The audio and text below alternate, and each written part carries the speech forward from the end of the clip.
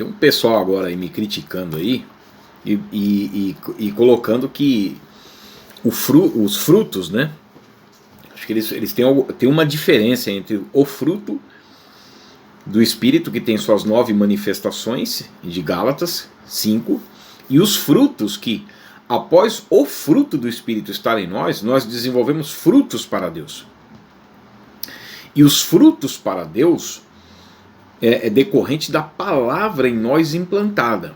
E se a palavra foi de fato implantada, nós devemos permanecer com esta palavra que em nós foi implantada.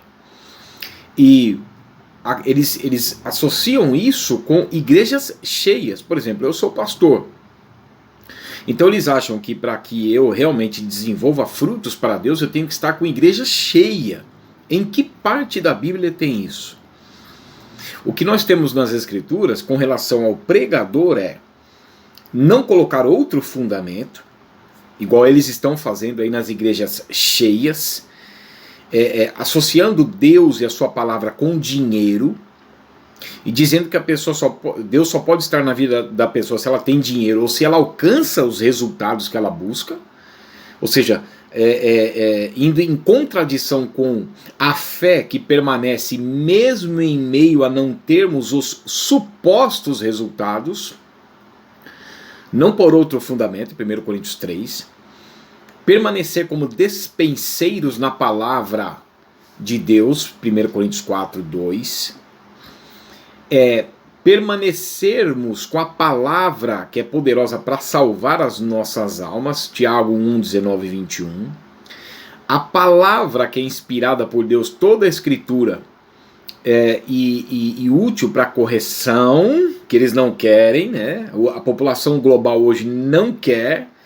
Isso está em 2 Timóteo capítulo 3, versos 14 a 17. Tito, capítulo 2, versos 11 e 12. A graça se manifesta, salvadora a todos, educando-nos.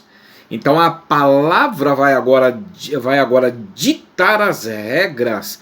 20% de regras contém as Escrituras, 50% histórica, 30% escatológica, em que só no Novo Testamento mais de 318 vezes é mencionado o retorno de Cristo à Terra, no arrebatamento e na sua vinda física. Então a palavra vai ditar as regras, e 20% regras de fé. Então a graça se manifesta salvadora para nos reeducar. Agora não andamos mais na vaidade dos próprios pensamentos, mas agora nos submetemos pelo transporte do reino das trevas para o reino de Deus, a este reino Basileia, que existe um rei, existe uma palavra pré-estabelecida, e que nós vamos compreender as Escrituras, porque cremos nela, de João 5,39, examinai, pois, as Escrituras, porque vocês julgam ter nelas a vida eterna, e são elas que testificam de mim, de Cristo, que toda a Escritura fala dele, de Lucas 24, 27, de Cristo, que é como uma candeia que brilha em lugar tenebroso até que o dia clareie e a estrela da alva nasce em nossos corações, de 2 Pedro 1,19. Portanto, nós temos confirmado essa palavra dos profetas, que o fundamento é Cristo, de Efésios 2,20. Então nós fazemos bem em entendê-la, porque aí sim nós vamos ter o nosso interior iluminado. Por isso que, se não há pregação bíblica nas igrejas, Provérbios 29, 18, o povo se corrompe. E aí o povo passa a viver como a igreja de Laodiceia, em que Cristo e sua palavra está fora, só que ela está cheia, ela está próspera, ela não tem falta de nada, ela está muito bem, obrigado. Então pregadores bíblicos estão sendo enxotados com a pregação bíblica. Então a palavra ela veio para correção, para educação na justiça, e eles não querem. E Colossenses 1, 9 e 10 fala que nós devemos ser cheios do conhecimento da vontade de Deus. E nós vamos para a vontade de Deus, não está ligado em dinheiro, não está ligado ao sucesso financeiro, ao sucesso profissional, ao sucesso material, porque Deus não está preocupado com o nosso conforto, mas sim com a formação do nosso caráter espiritual. Tiago capítulo 1, verso 2 a 4. Eles não podem me rebater com as Escrituras. Então veja, para que possamos viver do modo digno do Senhor, para o seu inteiro agrado, frutificando sim em toda boa obra, mas para o inteiro agrado de Deus. Você sabe se Deus quer que você fique rico? Eles estão falando que se você der dinheiro na igreja, então o dízimo que não é dinheiro, em que parte da Bíblia o dízimo é dinheiro? E sempre quando existiu o dízimo, nessa vigência do sacerdócio levítico e da lei, tinha dinheiro também. E a única parte que se fala de dinheiro do dízimo em Deuteronômio 14 é que se fosse longe o lugar, eles venderiam o produto, levariam dinheiro e lá eles comprariam novamente o produto para que todos se alimentassem, com o objetivo do dízimo. Que o contexto de Malaquias 3 era o sacerdote que estava roubando e defraudando, capítulo 3, verso 5. E Deus estava amaldiçoando as obras das mãos dos sacerdotes. Capítulo 2, verso 2 de Malaquias. O livro foi endereçado aos sacerdotes. Capítulo 1, verso 6 de Malaquias. A pergunta que é feita em Malaquias 3, 8, roubará o homem a Deus, também é feita em Malaquias capítulo 1, com pão profanado, pão imundo e animal com defeito. Então, o que acontece é que eles estão contra as escrituras, estão contra os pregadores que estão pregando contra as falsas doutrinas. Então, encher igreja em nenhum momento é o objetivo do pregador bíblico.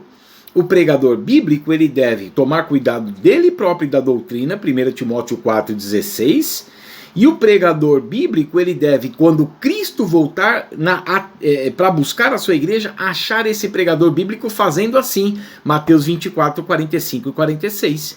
Então, Spurgeon disse assim, que no futuro, Spurgeon fala isso no século XIX, no lugar de pastores alimentando o rebanho, haverá palhaços entretendo bodes. O que nós vemos hoje na igreja evangélica? Palhaços fazendo piada. Nós vemos hoje palestras motivacionais, nós não vemos pregação bíblica. Porque se você pregar a Bíblia e falar assim, olha, Deus não fala para que deve ficar buscando riqueza material, não. A Bíblia não fala dessa questão financeira, não. Pelo contrário, ela fala o contrário. Vai encher a igreja? Claro que não. Então, associar pregador bíblico e os frutos desenvolvidos para Deus com enchimento de igreja, não concorda, a Bíblia não concorda com isso, não.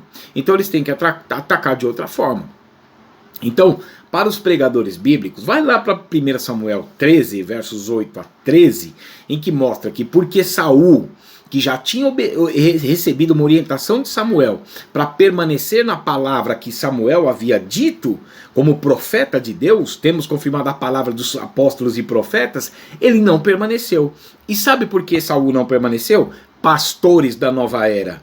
Porque o povo estava se espalhando e ele não suportou ver o povo se espalhando. O que acontece com os falsos pregadores hoje é que eles não suportam ver o povo se espalhando, mas não é por amor à alma, porque eles curam superficialmente a ferida do povo, lá de Jeremias 8:11. Eles curam superficialmente a ferida do meu povo, dizendo a paz quando não há paz.